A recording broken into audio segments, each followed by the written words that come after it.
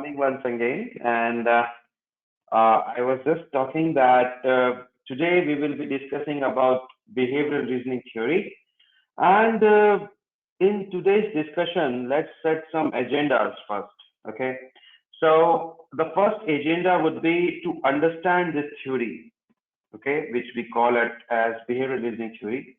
And also by this, we would also be understanding that why there is a need to incorporate a theory in any particular research. As you would have seen that a lot of papers nowadays are using different theories to make their research impactful.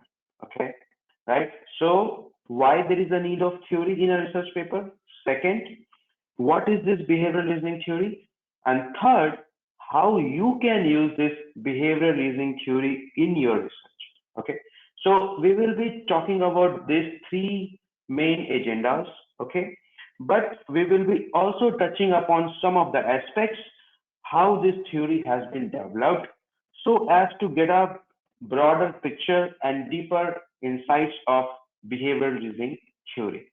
Okay, and if the participants in this meeting have any doubt in between, can ask anytime they feel so. Okay. So let me just first tell you that what is a theory. Okay. Right. So this is a definition given by Kurlinger in his book in 1979. And it says that a theory represents a set of different interlinked definitions. There are some measures, okay, and opinions that jointly convey a systematic viewpoint for explaining any given phenomenon. I know that it sounds a bit complex to understand, but don't worry. I have something simpler version for you guys to understand that what is a theory and how do we use it in social science domain. Okay. So, but first, let us bring our thought to this sciences. Okay. And we have studied in our class 6, class 7, class 8, Einstein theory of relativity, Newton theory of gravitation. And we all know that there is some relationship, there are some dependent variable and there are some independent variable. Okay. So if I say force is equals to mass into acceleration, right? So there is some interlinked between different variables. Okay. Force is a variable and again acceleration is again a variable here. Okay. Similar is the case with the social science. Okay. But before going forward to understand behavioral reasoning theory, let me tell you that how different social scientists have given different theories. Okay, and how this theory is widely acceptable. Okay, so you need to understand this also first. A theory is something that is widely acceptable, globally acceptable, and is generalizable. Okay, so again, this social science theory, the flow theory, given by Chickens-Mihaly in 1990. It says that if your skills is greater than your challenge level, then it will lead to boredom and relaxation. So to understand this, suppose if I ask you to say a table of two, you'll say 2 1 the 2, 2 2 the 2, and 2 10 the 20. Okay, all of us are very much skilled to understand that this table of two is very easy for us. Okay, and it is very less than our challenge level, and that's why if I say that just repeat this table of two multiple times, it will lead to boredom. Okay, and in some instances, it is also lead to relaxation. You'll feel relaxed. Okay, but what if I ask you to write down a research paper in 10 days based on structural equation modeling? Yeah, in that case, perhaps your challenge level is greater than your skill set. Yeah, so maybe you are not that skilled to write the research paper in just 10 days, right? And this will lead to anxiety and worry. Okay, and this is a theory, and this is given by Chickens-Mihaly in 1990, and which is called as flow theory. So this theory is widely applicable, right? In different contexts, in different situations, and that's why it is called a theory. Okay, so that is the broader difference between science theory and a social science theory. Okay, and you know what? In social science, we talk about behavior. We try to measure the behavior of human beings. us individuals, because we have developed the field of management. That's why, so as to perform the task efficiently, right? And that's why when we want to perform the task efficiently, human behavior plays a major role. And to study the human behavior, different behavioral scientists have provided different theories. Okay, and different theories have different pros and cons. Okay, not every theory is unique or complete in itself. Okay, they are derived from the prior theories or is an advancement of the prior theories. Okay, so if I talk about some of the theories known as theory of reasoned action, theory of planned behavior, they have helped us a lot to understand the behavioral determinants of the human behavior of human being, that how a human being makes a decision, okay, based upon different contexts. So suppose if a manager is making a decision, okay, what are their behavioral determinants, how that particular manager thinks while making any particular decision can be understood by theory of reasoned action or theory of planned behavior. And there is a lot of literature applicable and available in this academic domain. Okay, you can go to scholars, Google Scholar, and other databases. You will find multiple papers based on these theories, its application. Yeah. So since I have mentioned very complex definition given by Thurlinger, you can understand this in the another definition given by Silverman. Okay. So basically, it's a theory in social science, helps to understand and predict the relationship between different variables of a particular given phenomena. Suppose there is an instance. Let us take an example of adoption of new technology, okay, in any particular organization. And if you are a manager, so whether you will adopt that technology or not, how will you think, how you will make that rational decision to adopt or not to adopt that technology can be understood by theory. And there are different variables, different cognitive routes through which you will make the decision. So whatever different cognitive routes through which you will make the decisions are said or can be formed constructs, okay, as a part of social theory, okay, right? So let us try to understand some of the theories, and also there is a wide applicability and acceptance, okay? So, and that is quite evident as well. As you know, there are a lot of papers nowadays in past 6 or 7 years. They have all those papers are based on some or the other theoretical grounding, okay? So let us try to understand first few theories, okay? While before coming to our main agenda to understand this behavioral reasoning theory, because it is again derived from two major theories. One is theory of reasoned action, and second is theory of planned behavior. So these theories have broader linkages or associations with respect to the behavioral reasoning theory. Okay, that has been given by Westerby. Okay, that has been given by Westerby in 2005, right? But let us try to understand that how this field develops. Okay, how this behavioral reasoning theory has been emerged. So we need to again stand on the shoulder of giants. Okay, we need to again go back to the past literature, and we need to see that how prior researchers have worked to understand the human behavior or human decision making process. Okay, so we are discussing now theory of reasoned action. So you have some intention to perform a behavior, okay, and your behavior is impacted by your attitude as well as subjective norm, okay, and we will be discussing this attitude and subjective norm, what are these, how it is different from intention once we will discuss this behavioristic theory. But just understand the different cognitive routes through which you make these decisions, okay, right? So whatever different cognitive routes you have, you see that attitude towards behavior, subjective norms toward behavior, or behavioral intention, these are the cognitive routes, okay, which will lead to the final performance of your behavior, okay.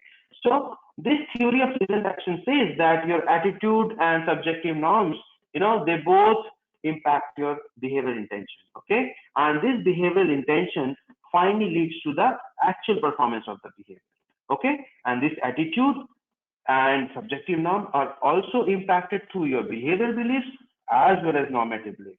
Okay, so this is the basic different cognitive routes or paths through which a individual or a human makes decisions, as said by Fishbin and Exen. Okay. Now there was again a professor in psychology. His name was Exen. Okay. So he further developed this field, and he said, okay, all things are fine. There are some other variables or other cognitive routes through which human makes decisions or manager makes decisions. Okay. So he said, fine, whatever Fishbane and Axon said, that theory of reasoned action, all things are good, but I am providing some other insights, additional insights.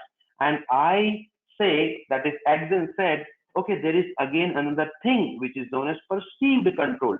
Okay, there is another thing which is known as perceived control. So, see this perceived control. So, this also impacts your intention. Okay, this also impacts your intention, and these perceived controls are impacted through the control beliefs. Okay, again, these all are the elements of behavioral reasoning theory, and we will look into it in a while, and we'll understand what all these elements mean. Okay, what are the definitions, what all these cognitive roots actually mean. But I'm just trying to put the perspective that how different cognitive roots are available through which a human being makes decisions. Okay, and since we are a social scientists, we are all social scholars, yeah, social science scholars. So that's why we talk only about the management aspects or the psychology aspects. Okay, right? So let us come forward in this discussion. We have discussed this theory of reasoned action, and uh, Isaac Axen developed theory of planned behavior, and it said that while TRA is good, but it has some limitations, right? And that's why he developed theory of planned behavior. Okay, and but what happened as the field emerges? Okay, different scholars criticize both of these theories a lot. Okay, and they said no, this does not predict the behavior completely. Okay, human beings are complex. It is quite impossible to understand any particular human's decision making process, right? And that's why there are multiple cognitive roots, different variables. Through cognitive roots, I mean to say different variables, right, of a theory which are important or which are significant in a human decision making process, right? So since these were quite criticized by many of the academicians and practitioners, they said, okay, I am, devising some of the mechanisms. I'm trying to find some of the reasons by applying these theoretical models. And in practice, when I apply these theoretical frameworks, I'm still unable to predict the human behavior. Okay, and still I am unable to understand how this human making a decision or this individual is making a decision. That's why, this behavioral reasoning theory was developed. Okay, and that's why what he did was, what he did means Westerby. Okay, I already told that behavioral reasoning theory was devised by Westerby in 2005, and it is again an expansion of theory of planned behavior. Okay, and he said that your reasons, okay, your reasons for performing or not performing a behavior is also important in also a cognitive root in the human decision making process. Okay, and out of all the variables, right, out of all the variables which you see this in theory of planned behavior are there intact, but in addition to it, there's something known as reasons, okay, which also forms the part of the human decision making process. Okay, and that's where the role of Westerby came, and he said, okay, that your individual behavior is also influenced by your personal reasoning. Okay, so let's see that how it is. So this is the abridged version or version of this behavioral reasoning theory. As you can see that you have these beliefs and values, same as as TPB, theory of planned behavior, and theory of reasoned action. And these global motives are again same: attitude, subjective norm, perceived behavior control. We have seen that. Yeah. Intentions again same, behavior is again same. Okay. What is the difference here is this reasons variable. Okay, this reasons variable is new here, and that is the contribution of Westergaard. Okay, and he also mentioned that how this reason, okay, is impacted or is connected by different cognitive roots or different cognitive variables. Okay, right? So accordingly, you can see the arrows. So this reasons is again related with your intention. This reasons is again related with your global motives. Okay, so in behavioral reasoning theory, all those attitudes, subjective norm, perceived behavioral control are together known as global motives. Okay, that you need to understand. Okay, and don't worry, we'll be, as we will move forward, we'll be discussing more and more and more about the theory and how is the association and the linkages of each and other variable. Okay, so this is the behavioral reasoning theory. Okay, and let us try to understand that what all these constructs or the variables, okay, in this theory means. Let's try to understand that first. Okay, and you can stop in between if you still have some doubt till here. Okay, so the beliefs and values. Okay, the beliefs and values. It is defined as your cognitive patterns or subjective probability judgments. Okay, which will result in the appropriate expected behavior in future. Okay, again, it sounds complex. I understand that. So for you, let us take an example to understand this in a simpler terms. So suppose these beliefs and values are, your childhood feelings or the things which you kept on associated and whatever habits you have developed in your childhood, okay, and the same habits which you follow now are those your beliefs and value systems. Okay, for an example, some of us like to eat non-veg, right, and some of us don't like to eat non-veg, right?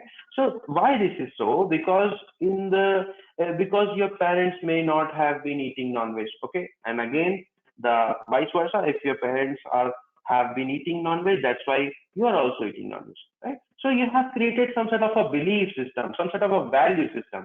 So that's what here you see as a variable, beliefs and values as a part of behavioral reasoning theory. Okay, I hope that the definition or the understanding of this variable is clear by this example. Okay. Again, let us now talk about this different variable, that is the reasons. And as you can see here, there are two sub-dimensions of reasons construct. One is reasons for, and the second is reasons against, right? So, and Westerby have explicitly put a lot of emphasis that your reasons for performing a behavior and your reasons against performing a behavior are different. Means reasons for and reason against are different. They are not the same. So let us try to understand that what exactly Westerby talked about this reasons for and reason against. Okay. So basically, he said that this reasons construct, okay, it corresponds to different reasons for and different reasons against engaging in a given phenomena. So, and he also said that, okay, don't merge reasons for and reason against. Okay, they are not the same, they are separate entities. So to understand again this, let us take the example of reasons for. So there are some reasons for which you would like to, stay in a five-star luxury hotel, right? Because there are several reasons. There is quite a safety also, there is a comfortable and, again, the looks and feel which a five-star hotel will give you is different, completely different. And that's why, you would like to visit and stay in a five-star hotel, okay?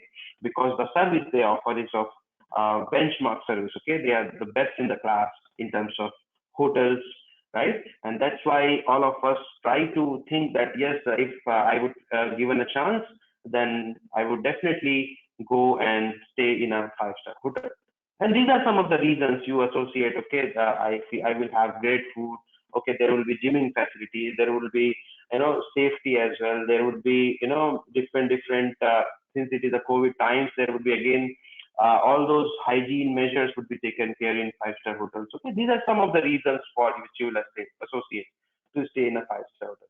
But there are some sort of reason against which which will resist you, to stay in a five-star hotel. And some of the reasons for some of us again are there. Like, I mean, these five-star hotels are very pricey, so that's why I won't, like to stay in the five-star hotel. So you see, this reason against is different from reasons for. So that's what Westerwhite told. Okay, this reasons for and reason against both together play important role in the human decision making process. Okay, and these reasons for are very much important. Okay, they say that it provides a human being confidence. Okay, it provides a human being confidence and also provides an explanation for their intentions to perform any behavior. All right, and again, let us come back to this global motives. Okay, we have talked about these beliefs and values, we have talked about the reasons. Now we are here talking about this global motives. Okay, so you can see that global motives corresponds to what? Attitude, subjective norm, and perceived behavior control. Okay, right? And it is, again, let me reiterate, it is same as theory of planned behavior, which you need to understand that, right? So let us try to understand one by one what all these means. Okay, as we have skipped in this explaining theory of reasoned action and theory of planned behavior. So now let us try to understand what all these mean. So this attitude, signifies the global choice of performing a behavior. Means whether you are favoring any particular behavior or you're not favoring any particular behavior. So let us take again the example of adoption of any new technology in any particular organization. Okay, so what is your global choice? I mean, whether you will favor, how are you feeling? Whether you will favor for the adoption of new technology or you will disfavor, how you will feel. That is being signified by attitude. Again, the subjective norms refers to the global peer social pressure for performing the behavior. So if I take the example of this technology adoption, okay, new technology adoption in your organization, so how is the social pressure? Okay, how is your boss feeling? Is your boss inclined towards adoption of the new technology? So what is your behavior if your boss is inclined towards adoption of technology? Sometimes there are instances in life we feel that, okay, according to me, this should not be done. But there are some peer pressure through which you change the decision, and that's why this is the role of subjective norm. Okay, here this subjective norm comes into picture. Okay, through which, because of the social pressure, how you will perform or how you will behave, that basically is the subjective norm. I hope again this attitude and subjective norm are clear as of now. Now let us come to the perceived behavioral control. Okay. Now this relates to your ability to control the behavior. Okay. So let us take another example to understand this, because see, this theory, this is the beauty. Okay. We can talk about our habits as well. Okay. We are humans. We are individuals. We just put different hats. Okay, in different situations. We are a manager, we are a professor, we are a student, different context we play the role of the life in life, right? So that's why let us take this example of perceived behavioral control. What is this? Let us take some of the example that mm, how you will control that behavior. Suppose if your friends ask you to, let us go out and eat today. Okay, let us eat pizza. Okay, so how you will control your behavior, okay, in case you do not want to eat pizza. Okay, so this is your ability. Okay, so this is how you can just understand this perceived behavioral control. Now intentions. Okay, so intentions refers to the people's intent or willingness to try and make efforts for performing a behavior. Okay, so what does it mean? What does it mean is like that suppose I want to adopt new technology in my organization. Okay, so I will provide different willingness, and I will put a lot of efforts to perform the behavior, right? And that is known as intention. Again, the last variable, this is the behavior. How this is defined? This is the actual performance or usage of a behavior. For example, again, if you take the example of this technology usage or adoption of a new technology, so whether you have adopted a new technology or not adopted a new technology is basically your behavior. And this is the expanded version, what you were just seeing. Let me again go back, see this figure one, and this will expand, and you can see the expanded version here. Okay, and this is given by West by, and here you can see all those arrows are the different paths. Okay, different paths through which a human being makes a decision in their life. Okay, the decision making process. Okay, different cognitive routes you can see through the arrows. Okay, and different relationship also is visible. Like for example, intention is related to behavior, attitude is again related to intention, subjective norm is again related to intention, perceived behavioral control is again related to intention. Okay, so this is the expanded version, and you can also think that why there is an H written in each of these arrows, right? So this H corresponds to the hypothesis, okay? And Professor Brijesh will talk about this, that how we test the theory, okay? So for example, so as I told, this theory, is widely applicable, widely acceptable, okay? And all said and done, but there are sometimes possible that all these associations, okay, all those associations and all these arrows which you see here may not be related or may not impact each other, okay, may not impact each other. For example, if you see this H3B, that is hypothesis 3B, where it says that reasons for is impacted, is impacts subjective norm, reasons for impact subjective norm, H3B, you can see the relationship. But maybe if you are trying to perform research, if you're trying to understand that whether in any particular given business context, whether reason for impacts the subjective norm or not, then in that case, there may be a possibility there would be a relationship. There is again a possibility there will be no relationship. Okay, because what happens? Not all the cognitive roots, are not all the cognitive roots are linked, or what I should say is are associated while making the decision making process. Okay, for example, if you are trying to make a decision, you can think that whatever is your values and belief system, then perhaps your values and belief system would impact your attitude, and your attitude will impact your intention, and your intention will finally impact your behavior. Okay, this is one path through which a human being can make decisions. Okay, and there is a possibility that this path, okay, is the way through which human being has made decision. Again, the another path is that values, reasons for, and this reasons for is impacted by your attitude, and this attitude is impacted by your intention, and thereby this intention is impacted by your behavior.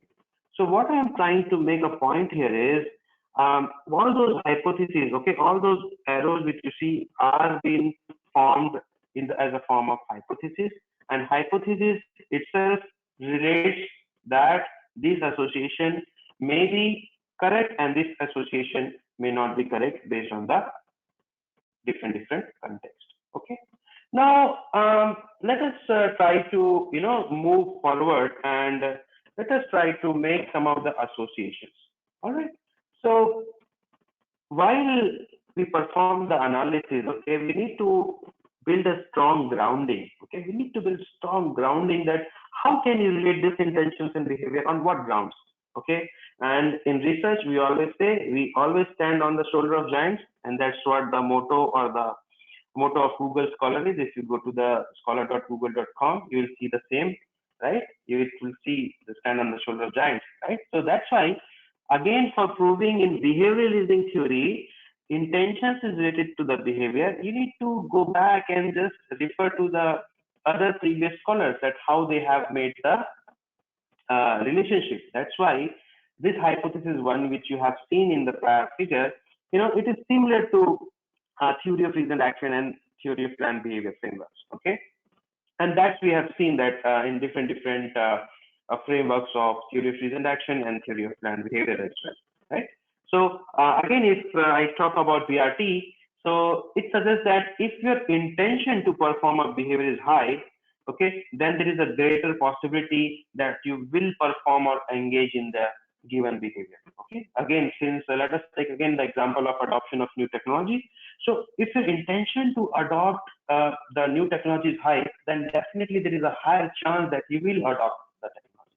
So this is how basically, these hypotheses are related, and for, providing some justification that this, yes, intentions and behavior are related, we are standing on the shoulder of giants, and we are referring back to the prior established theories and saying, okay, since theory of reasoned action and theory of planned behavior has already said that this, intentions and behaviors are related positively with each other. That's why I am also, as a behavioral reasoning theory developer, okay, is saying, okay, that yes, intentions is again related to the behavior. Okay, this is how you establish the relationship. Okay, here I means Westerby, not me, because Westerby was the one who has developed this theory. Again, let us come to this hypothesis through. Hypothesis 2 is basically the association of your global motives, that is your attitude, subjective norms, and perceived behavioral controls, and the intention. So let me bring back to this figure. See this hypothesis 2, attitude, subjective norm, and perceived behavioral control. And these are related to the intentions, right? So again, for proving this, we have again taken the help of theory of planned behavior, and that's why we say that all those three sub-concepts of global motives, okay, that is attitude, subjective norm, and perceived behavioral control, are related to the intentions. And again, the same relationship has been established. If your attitude for performing the behavior is high, then the intentions for performing the behavior is also high.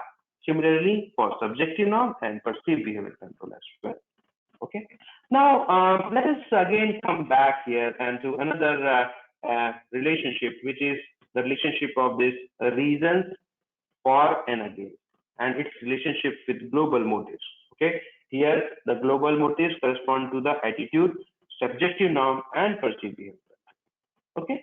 And as I said, that reasons for and reason against, they represent different aspects. Okay. And reasons for represents a set of positive factors through which you would like to perform a behavior. Okay. And reason against performs or relates to a set of negative factors which you would resist to perform any particular behavior, right? So this is how this associations has been made. Okay, and to establish these associations, as I referred to the prior theories, again for establishing this association, again we will take the help of prior theories. We will discuss this in a while. Just hold your horses. Okay, so now coming to this hypothesis 4. Okay, so this hypothesis 4 is what? It examines your relationship between reasons for and intentions. So let me bring you back to this picture so that you can relate well. Yeah, so this reasons for, how it is related. This is hypothesis 4. This is hypothesis 4a. Okay, it says that hypothesis 4a relates to the relationship of reasons for and intention. Hypothesis 4b relates to the relationship of reason against and intention, right? So that's why we have built the hypothesis 4, and you may be wondering that how you are building this. Yes, again I will say that we have again taken the help of prior theories, which you will come and understand in a while. Okay, again same is the case with hypothesis 5. So this is the relationship of values and reasons. So let me again show you. See hypothesis 5, how it is being established. Values and reasons, values and reasons. Okay, one is for reasons for, another is for reason against. Okay, so these are some of the hypotheses which you can frame. And again, there is another hypothesis 6, which is the relationship between your values and attitude, and again the values and perceived behavioral control, and again the relationship of values and subjective. Okay, so this is how you just say that how these are variables are related amongst each other, and for establishing a relationship, we always go to the past theories. Okay, right? So this was some of the things, but there is one more thing which you may have missed to understand, that this was the original figure or the original framework given by Westerby. Okay, and it says that your actual performance of the behavior, your actual performance of the behavior will also sometimes change your reasons for and reason against. Okay, and let me tell you, not many scholars have talked while applying this behavioral reasoning theory. Okay, and again, we will discuss that how you can, utilize this theory as a part of your research. So, this is basically called the post-behavior analysis. Post-behavior analysis. Okay, whatever behavior you have done, based on that, how your reasons for and reason against are changing. Okay, so all those things we will, look into it, and this is how you can establish the relationship for all those hypotheses. Now, here you see, it is again this behavioral reasoning theory, and it is an adapted version of behavioral reasoning theory. Why this is called an adapted version? Because you may see that there are no subjective norms, there are no perceived behavioral control. Okay, right? And again, you need to understand here, not all the variables are important, to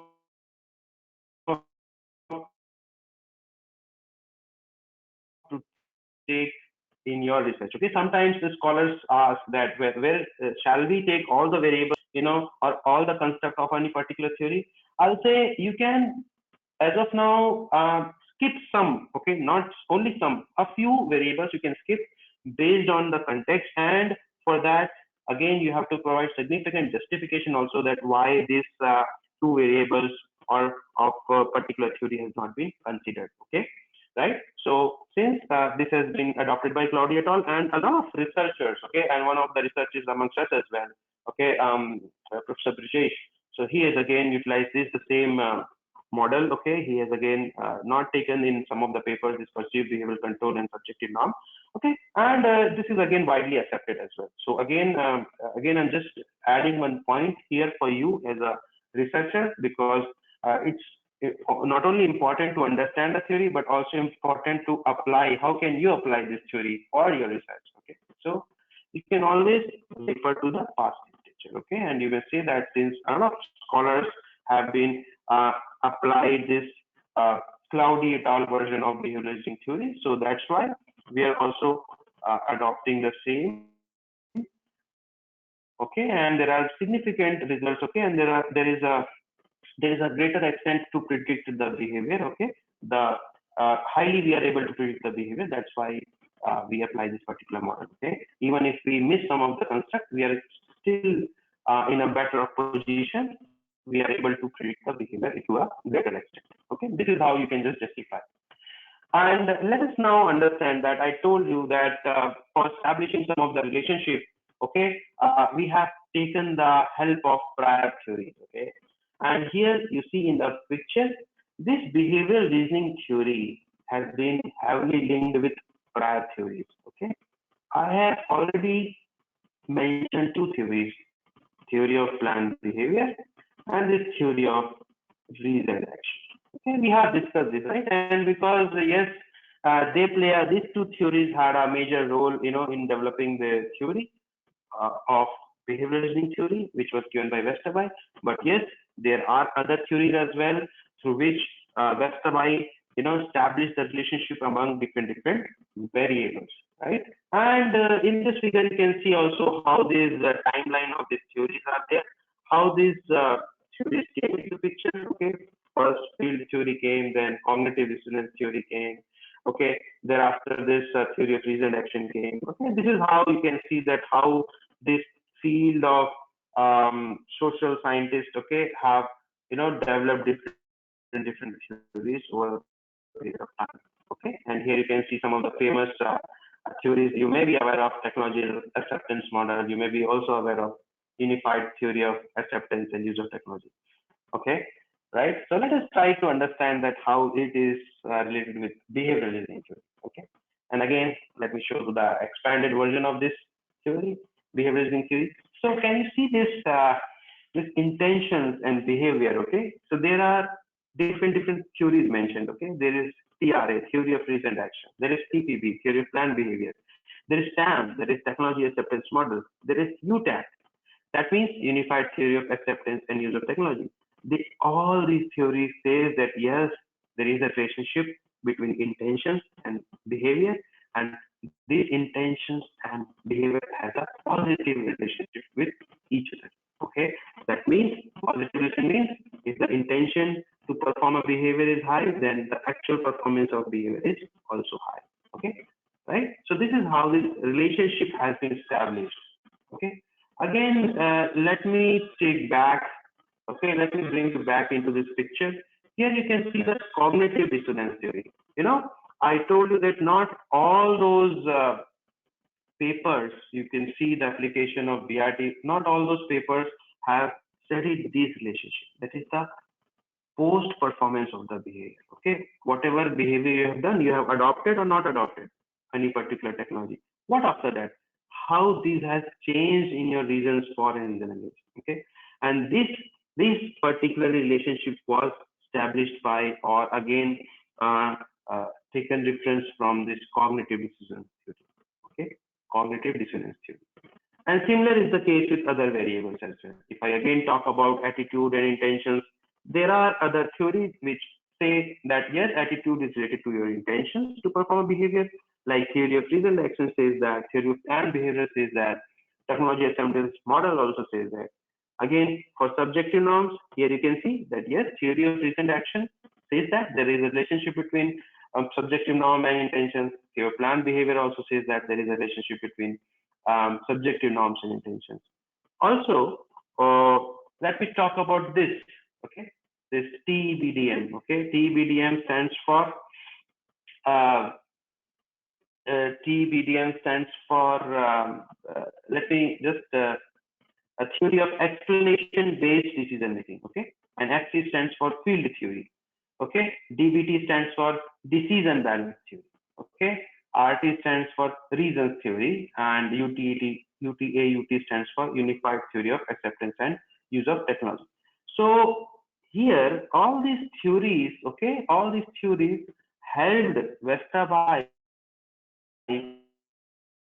to talk about reasons, okay, to talk about reasons, the importance of reasons in the individual decision making process, and also to establish a dichotomous relationship between uh, reasons, that yes, reasons can be divided into two, that is reasons for as well as reason against. Okay, so reasons are divided into two subdimensions. Okay, reasons for as well as reasons against, right? So that is how these all theories helped, you know, to establish a dichotomous relationship of reasons in the form of reasons for and reason against, and this relationship is being again connected with the other variables of the BRT.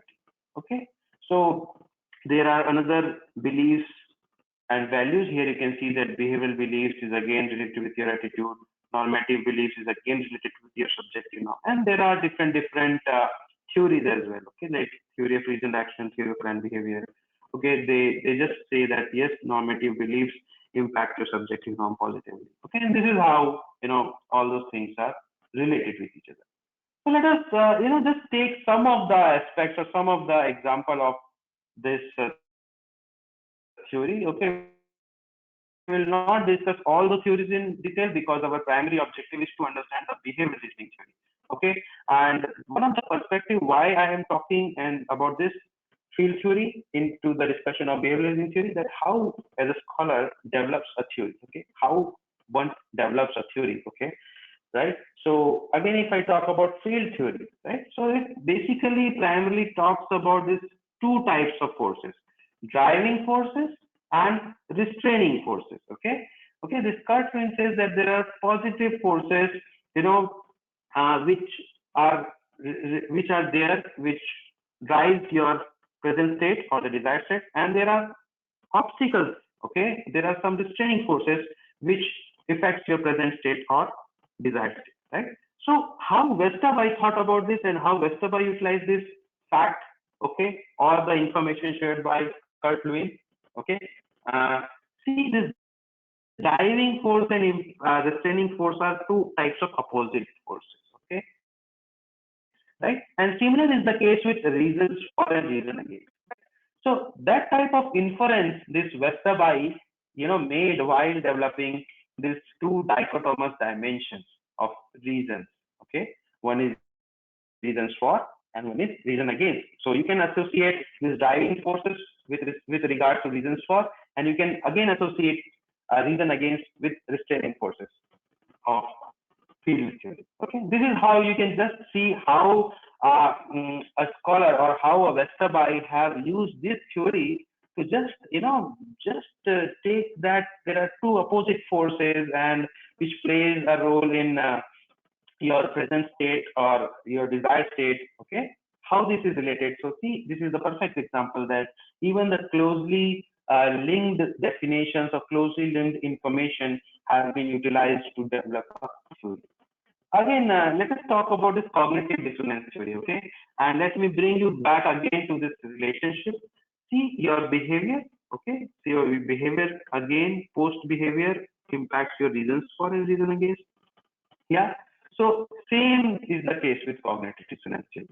So basically, it says that whenever there is a inconsistency between your actions, that is your behavior, and your beliefs, okay, then it will lead to dissonance. Okay, then it will lead to dissonance, and that's why you will change your reasons for and reason against. Okay, you may think that again this is not exactly the same, but just try to infer the knowledge, okay, or infer some of the facts that this cognitive dissonance theory says that whenever there is a inconsistency between the actual performance of your behavior and your belief system, then you will change your reasons for and reason against, and you will also change your actions and perceptions. Okay, and you will also change your actions. That means you will also change your behavior. But as a form of behavioral reasoning theory, Westerby only talked about this relationship. Yeah, this relationship, that whatever behavior, okay, behavior means actions, okay, when there is inconsistency between your behavior and beliefs, there will be a change in your reason. This is how you can relate to it. So now coming to this end and coming to this how you can utilize BRT for your research. Okay, I hope all of you are have been waiting for 1 hour or so at least. I have been speaking. So but first let me ask that till here everything is clear, or you have some doubts, or shall we discuss some of your doubts after I finish? Dr. Neeraj, are you here? Yeah, I have a question. In that complex model of the BRT, we are not taking any mediation of any type. Here, are you saying about this or any other figure? Yes, in this figure, there are a lot of mediations. We are not checking the mediation effect of any variable. Oh, of course. Okay, so fine. To answer to your question, I mean, I believe that it would be better I should complete first all the aspects, and then automatically while explaining, you will understand that whether scholars have studied mediation effect or any other effect, okay, like moderation and other things as well. Okay, so yes, there are different mediation effects that has been studied by different scholars to answer to your query. But again, so I think it would be better that I would first discuss that how you can utilize this behavioral reasoning theory. Okay. So with your permission, shall I proceed, sir? Sir, shall I proceed discussing? Please go ahead. Oh.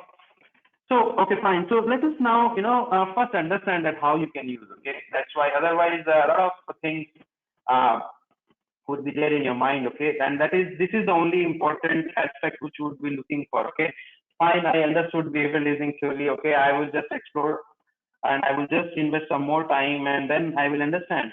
But how will I, use this theory? That is is of important to me. Okay, that is of prime importance to me. So here is the thing. Okay, what I did was I also performed a systematic literature review on behavioral reasoning theory, and these are some of the excerpts of that analysis or the systematic literature review. Okay, since it was today's agenda was to only discuss behavioral reasoning theory and how you as a scholar, okay, can apply this in your research. So you should understand that, okay, there are different methodological types, okay, different methodological ways through which you can utilize this theory. For example, there are a lot of studies, okay, which have performed cross-sectional analysis. Cross-sectional analysis means the time factor is not taken into the account. Okay, so suppose if you are trying to study the impact of or the adoption of a new technology in a particular organization. Okay, so for that you will collect the data from the individuals. Okay, individuals means human beings. Okay, who are working in that particular organization. Okay, you will collect the data. You will collect the data means you will I mean, we will again go to the zone of the constructs and then the items. Okay, I am not discussing about it because Professor Brijesh will take this into detail. But just understanding cross-sectional studies, uh, you there is no time involved. Okay, so you do not take the effect of time. So, for example, you have collected the data for 8 months. Okay, in this 8 months duration, you have collected data. So that type of study are called as cross-sectional study because you say that if I collected the data in the first month and if I collected the data in the 8th month, okay, there is no variation between that, okay, and that basically is the part of cross-section study, okay. And there are some studies which are of longitudinal in nature, okay. So basically in longitudinal study, you analyze the changes that affect with time, okay, the changes which takes place with as the time goes by, okay. So for example, there would be some sort of studies in different contexts where you need to see that fine, first I will see and collect the data from January to March, and thereafter for the second set of data, I will again take the data from September to the November. Okay, so 3 months while the beginning of the year, and then from the September state, and then thereafter you will just do the analysis, and that type of analysis which comes into picture is known as longitudinal design. Okay, so some of the scholars have utilized this cross-section studies.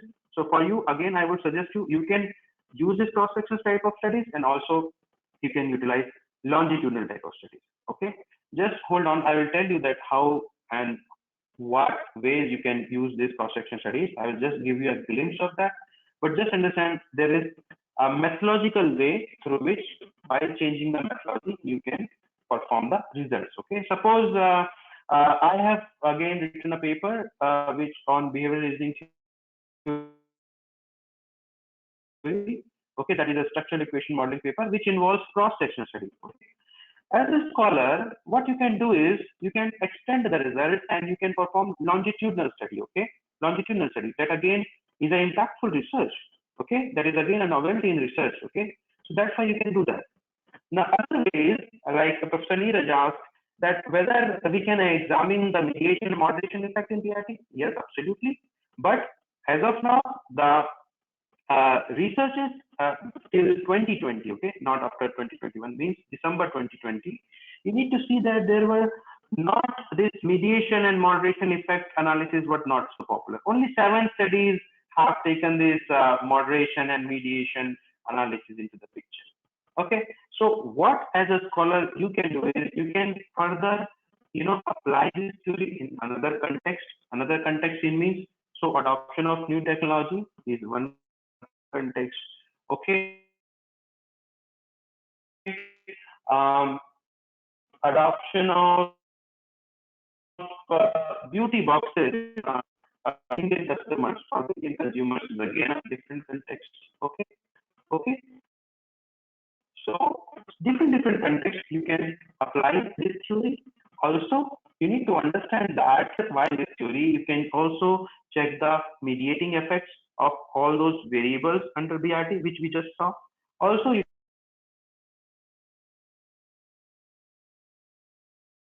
can take some new moderators. Okay, new moderators means in different contexts, there may be a possibility that like, okay, some of the new moderators as well, okay, for your research, right? So these are some of the aspects. Again, you can also change the geographical context, cultural context, and all those contexts. By changing some of those contexts, you can again utilize this behavioral reasoning theory.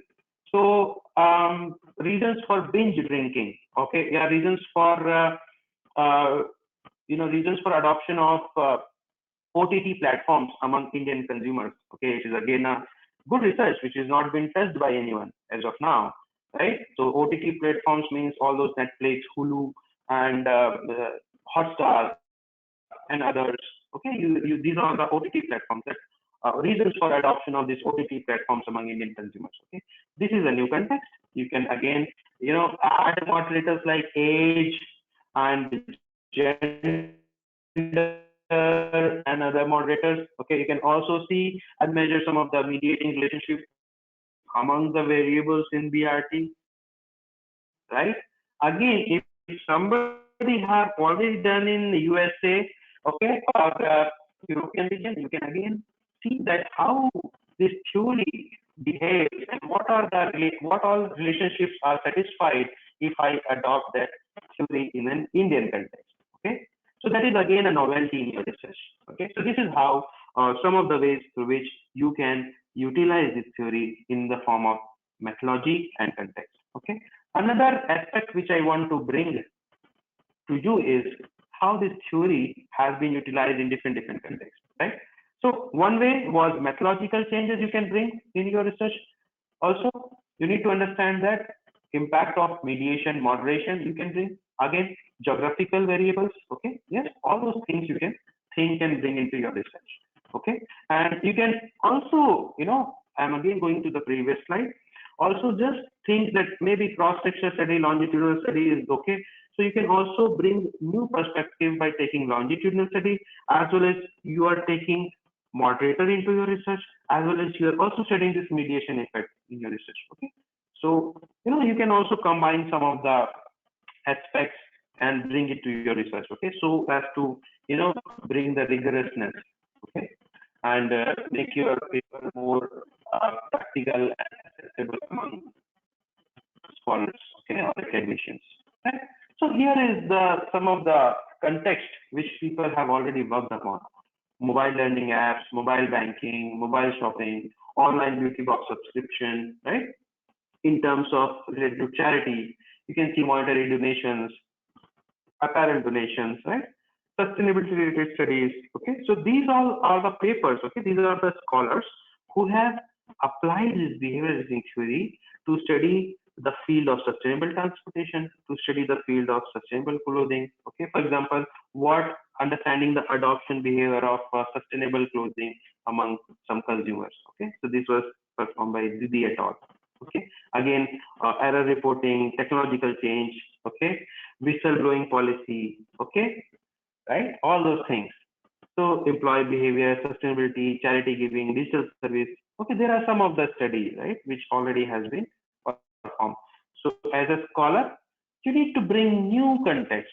New context is also like adoption of OTT platforms among Indian consumers.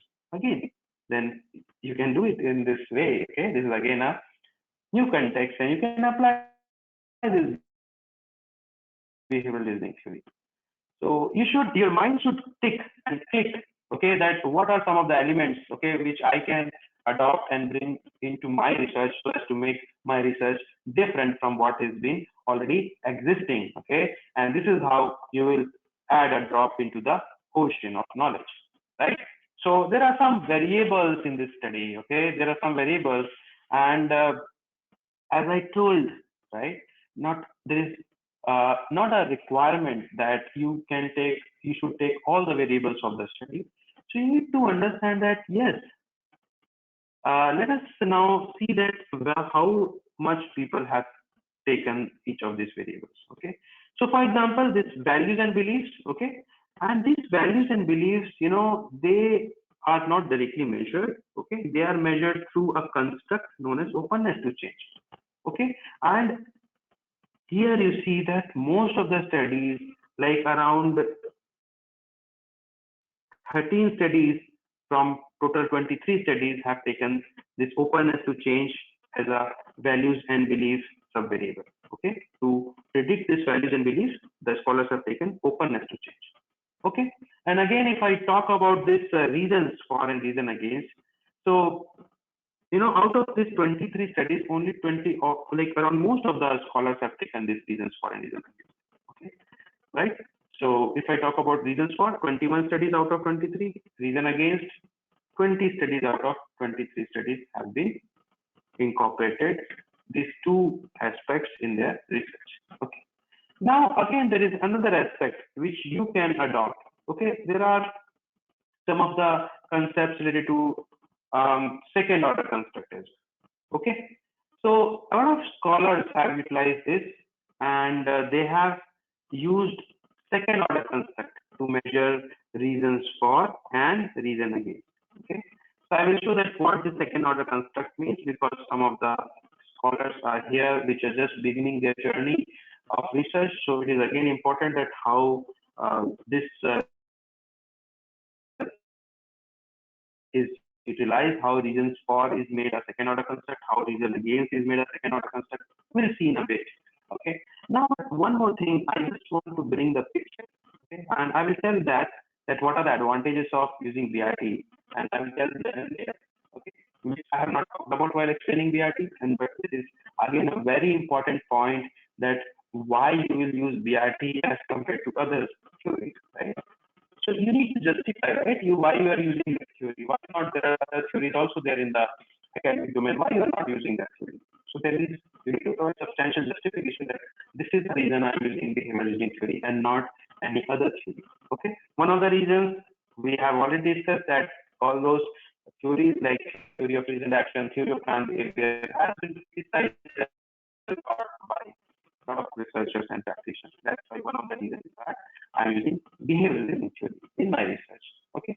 Now let us come back again. Like we have seen that very few scholars, okay, out of 23 papers, okay, there are few scholars only who have taken subjective norm and perceived behavior control. So you can add in your analysis this subjective norm and perceived behavior control based on the context of your studies. Okay.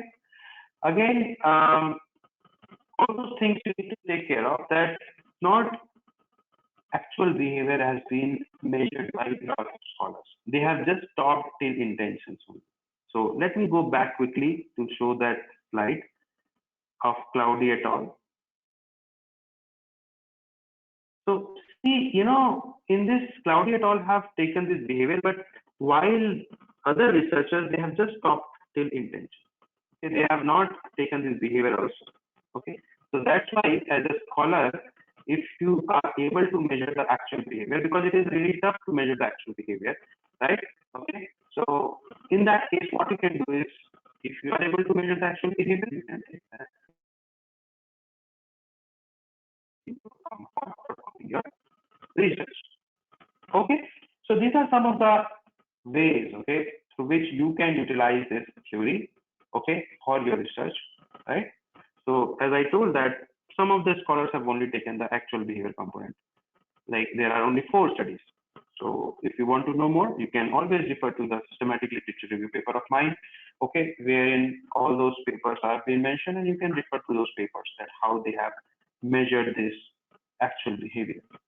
And this is the bird's eye view, okay, which I call it, like all those behaviors, beliefs and values, okay, as you have seen that these beliefs and values component, how different scholars have mentioned or measured in their research. So these beliefs and values have been measured by achievement, benevolence, consumer values, conformity, okay, value of openness to change, okay.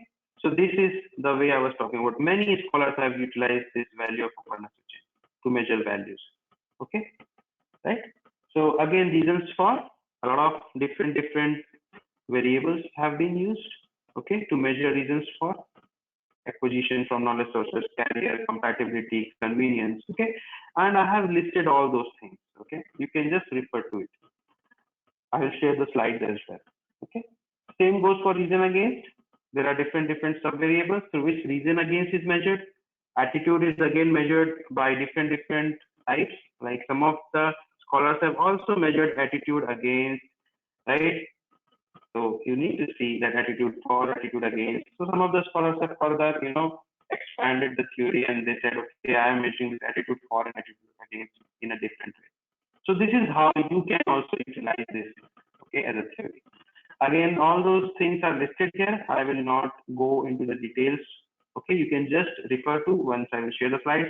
And since again this mediator, so how this mediator, which mediator was used for past behavior as a mediator was used in normal et al. Paper.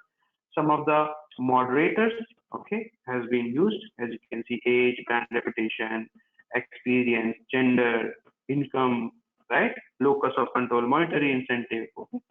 So you can just understand that this is how some of the moderators has been used in this behavioral reasoning theory. And there are some other variables also which scholars have studied while applying this theoretical framework. Okay, now again some more avenues of future research. Okay, first is that you can integrate the BRT. Integrate means you can take the expanded version or of BRT. For example, you have seen this reasons for and reason against, right? Reasons for and reason against. So for reason against, you can again add another theory known as innovation resistance theory. Okay, and there are different total 5 sub variables under innovation resistance theory. There are 5 sub variables under innovation resistance theory. Okay, that can become the part of reason against. Okay, I'll show you in a bit how that can become a part of behavioral reasoning theory, how you can integrate innovation resistance theory with behavioral reasoning theory. Okay, I'll just show you. Again, there is another theory. So basically, different theories, you can just combine it and integrate it.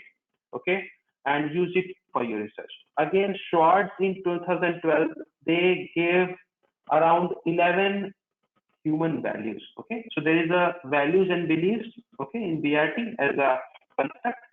Instead of only one sub-variable or sub-construct, you can take all those 10 sub-variables which are there in this basic human values given by Schwartz. Or you can take some of those elementary or important human values which you feel are important in your context of research. You can take that some of the values. Okay, so this is how you can just try and bring newness in your research. Okay, right? Again, expansion of BRT.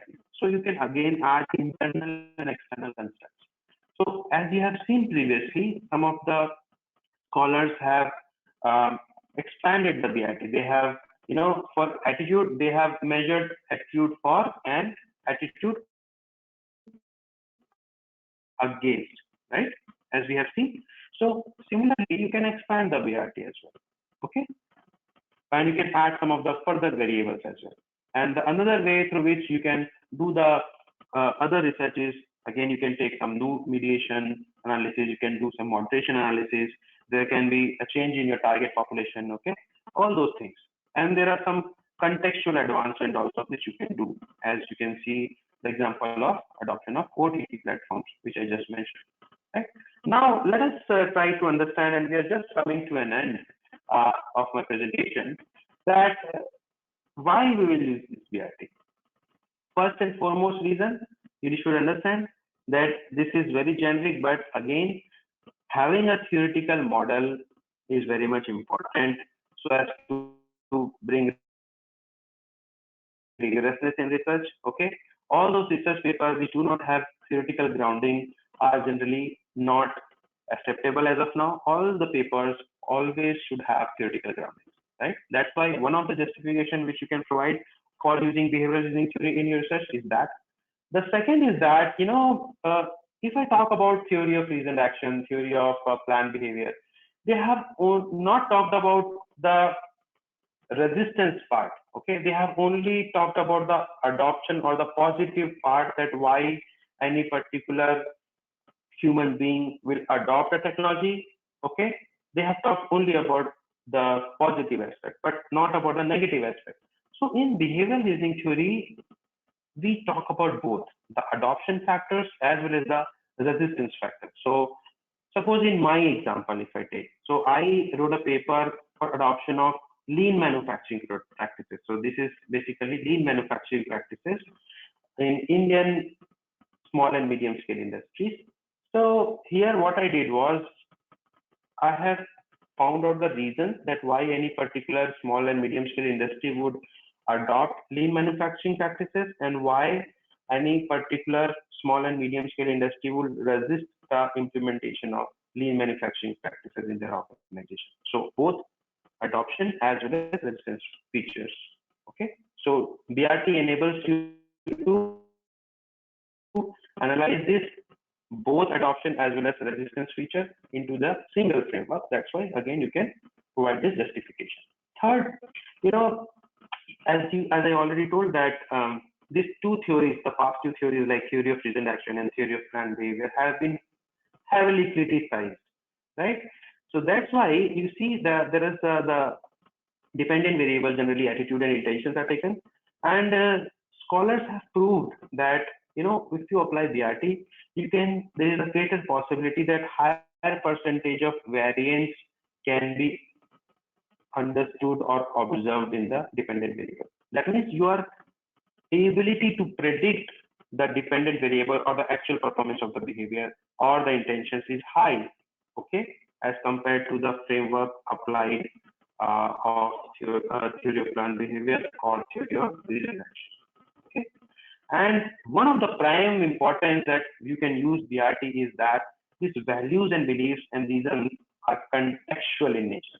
Okay, this is the major point which you need to understand here is this values and reasons are contextual in nature. That means it can change depending on the context to context, right? That's why you have seen that some of the reasons for different scholars have taken different reasons for performing a behavior. Different scholars have taken different reasons for performing a behavior based on their context. Okay, and I have again taken different reasons for and reason against. I'll just show you that in a bit. Okay, so based on your context, okay, you can again change this reasons for and reason against, right? So this is the section 2, which will be just discussed by Professor Brijesh, but I just want to give you a glimpse at how you can apply this, okay, how you can just apply this. So I'll not show this, the objective and all, I'll just show the figure, because I need to end this because I have already taken a lot of time. So here you can see that what I have done is I have applied behavioral reasoning theory. Here you can find values, here you can find reasons for, you can find reason against, attitude and intention. So I have not taken perceived behavioral control, subjective norm. I have not taken the actual behavior as well. Okay. So you need to see that again here. So I have taken only 1, 2, 3, 4, 5 variables of BRT. Again, second order construct. This part you see is the part of innovation resistance theory, right? So basically this innovation resistance theory talks about the different resistance factors or the barriers, okay, for adopting any particular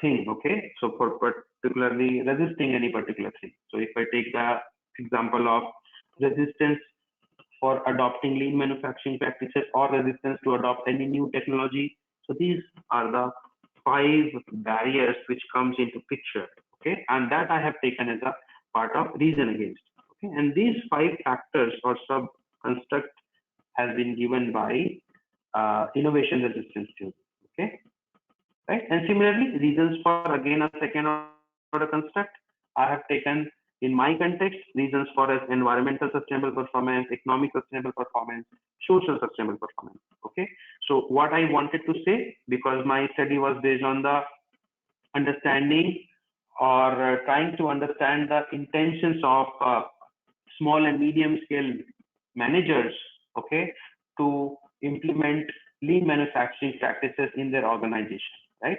So that's why reasons for I provided that, yes, if you will implement lean manufacturing practices, then it will lead to your increased environmental sustainable performance. It will lead to your increased economic sustainable performance. It will again lead to the social sustainable performance, increase in the social sustainable performance. So these are some of the reasons which I took, which may be different on your context. Here again, you see the impact of education level. Again, moderating effect has been observed. Again, some of the mediation effect I took in my paper. And these are some of the references. And by this, I put my voice to an end. I think I have taken a lot of time. So I hope you find the discussion meaningful. Over to you, sir.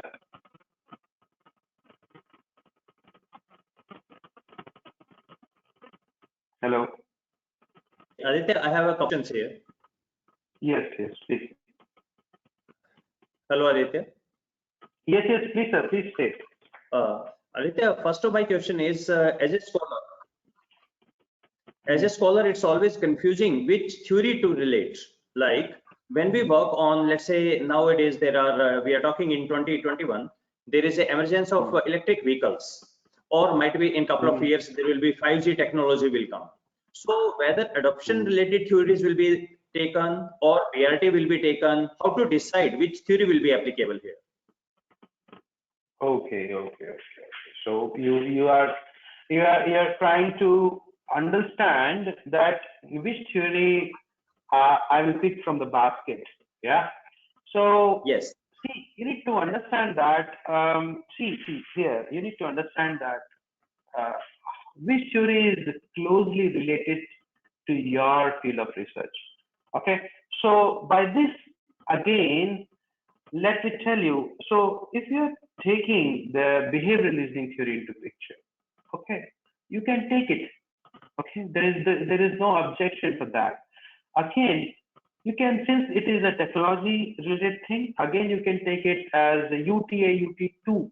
Okay, you can again apply that. Nobody will question you that why you have not chosen BRT and why you have chosen this UTA UT2, or vice versa. If you're trying to adopt UTA UT2, why you have not chosen BRT?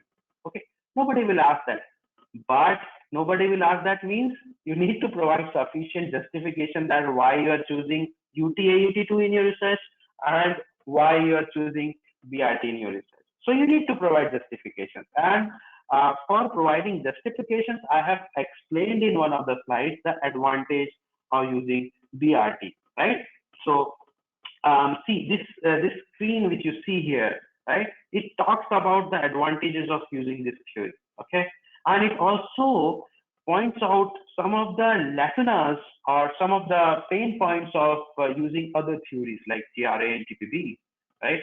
So the same thing, if you are using UTA UT2 for this the field of research which you just talked about, you can take that UTA UT2, or you can take, for the sake of example, other theories as well, right? Like for example, theory of land behavior you can take. Okay, but you need to provide substantial justification that yes, theory of land behavior is much more suitable as per my research. Okay? So it is generally advised again that since this is a emerging field, okay, and as we go after some time, this field emerges. So as starting people use theory of reason action, okay, then people criticize, then people started using theory of planned behavior. Now again, this is over exploited the theory, okay, let me tell you frankly. Now what we are again asking is a thing related to the publication aspect as well, because unless and until nowadays you publish your research, nobody respects you, right? And all those researchers primarily focus and try only to do research because they want to have a publication. So if that is there in your mind, then again that comes into the picture that how your paper is more acceptable and sellable in the market. Okay. So again, since this is an underutilized theory and it has a potential, and I am telling you, you can see in the screen that why this theory has a potential, right? So all those aspects you need to bring into the picture while utilizing this particular theory or choosing this particular theory. Over to you, sir. I hope I have answered your query. Yes, certainly, yes. I was just wondering that, see, BRT is such a macro level theory because you are talking about behavior and you are talking about the regions. I find you can apply it anywhere, right? From choosing your life partner, you can apply BRT there also. While choosing a branch after 10th class, whether it will be medical, non-medical, arts or commerce, BRT may make sense there also. Or choosing, if you got 5 job offers, which job you will take. I don't know whether it will be TPB. Well, there is behavior or might be, but BRT certainly seems very holistic because it works on both factors, forward, for and against, adoption and resistance both. So it's a more holistic, and you have explained it beautifully. Thanks a lot, Aditya. If there is any question from Surbhi or Dr.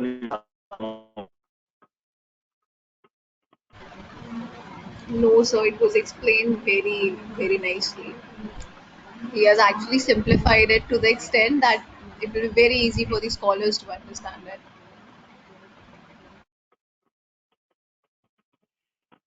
Thank you. Sir, I Any have other a question? yes, sir. Yes, Surbhi. Sir, actually, my question is that BRD is basically for the adoption, or can it be used to justify the continuation of a particular technology or a product?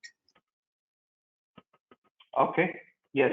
Surbhi, okay, continuation of any particular technology. You see, you need to understand that, okay, what is the decision you're trying to make?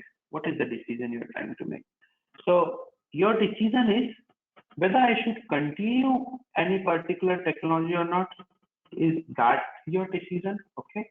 Then then you may associate different reasons for to continue that particular technology, and then you may again associate some reason against to continue that particular technology. Okay. So you should understand that it is a part of decision making process. Okay. So wherever you are trying to make decisions, this theory is applicable, right?